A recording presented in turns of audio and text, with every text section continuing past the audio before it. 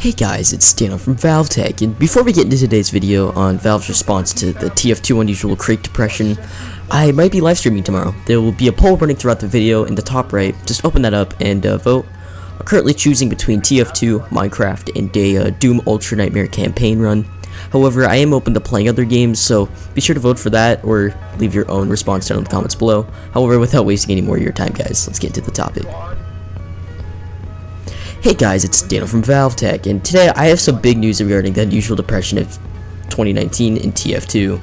For those of you who haven't already been exactly up to date on what's been going on, a couple of weeks ago, after the summer 2019 update came out, a game-breaking bug was found where a certain number of crates opened would contain guaranteed unusuals, meaning there was a 100% drop rate compared to the usual one. This in turn destroyed the market for the next day, with crates going for high prices and unusuals, well, going for low, putting traders and collectors in a rather uncomfortable position. While Valve tried their hardest to react as quickly as possible, most of the damage had already been done, and they decided to take the next week to plan out what they wanted to do with all the hats floating around right now.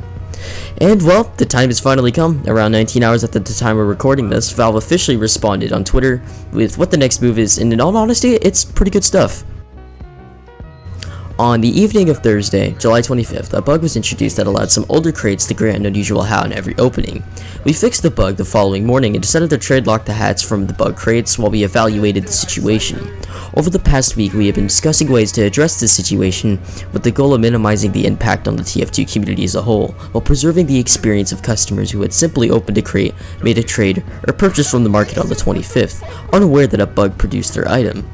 During our investigation, we discovered that a small number of accounts acquired these hats, and a smaller portion of those accounts acquired an exceedingly large number of them. Based on this, we've decided that if you currently own one of these unusual hats, the first one added to your account will be made tradable. Any other unusual you have received due to the bug will remain permanently trade locked. If you decide that you would rather not have these trade locked hats on your account, you may instead elect a full refund on any number of them. The number of unusual items being made tradable represents about 1 month of the regular unusual drop rate. A few of you were concerned that you had done something wrong by opening a bug crate and proceeded to delete your hats. While we appreciate the concern, you didn't do anything wrong, so hats for bug crates deleted before the tradable date will be restored to your account with the same restrictions described above. Item tradability, restoration, and the refund support page will be made available in about a week's time. Refunds will be the full price paid for any hats, crates, or keys bought on the Steam Community Market or Manco store. We will post an update when the exact date becomes available. We apologize for the inconvenience of this incident, and we've added safeguards to prevent incidents like this in the future. Before I even get into the content of this post, I'd just like to comment that the structure of this post is phenomenal. Maybe I've just been so deprived of communication from the TF team for so long that in reality this post is hot garbage, but the fact that they are, well, communicating with us is a dream come true. Anyways, the team first goes on to address the time the issue occurred and the impact it had on the community and the economy of the game. But they goes on to report that while a lot of accounts on unusuals during this time period, there were a few accounts that had a ton of unusuals, which in all honesty is quite interesting. So essentially here's what Valve is going to do. Firstly, they're going to make the first hat you unbox from this glitch tradable. I'm not sure that means you can go selling it on the community market. Someone might have to fact check me on this, but at the bare minimum, you could trade your first unusual with other players. Any excess unusuals unboxed will not be tradable, and I presume unmarketable to any players or third-party sellers.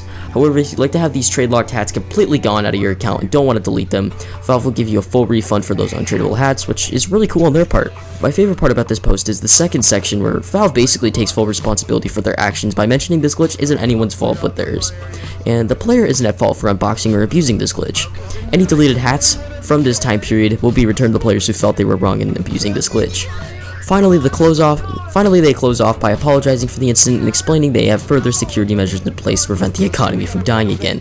Oh boy, whoever decided this was the move did an amazing job not only taking responsibility for their actions, but also letting players keep the things they unboxed. I feel this shows that Valve doesn't want their players to feel like cheaters and that none of this was caused by them.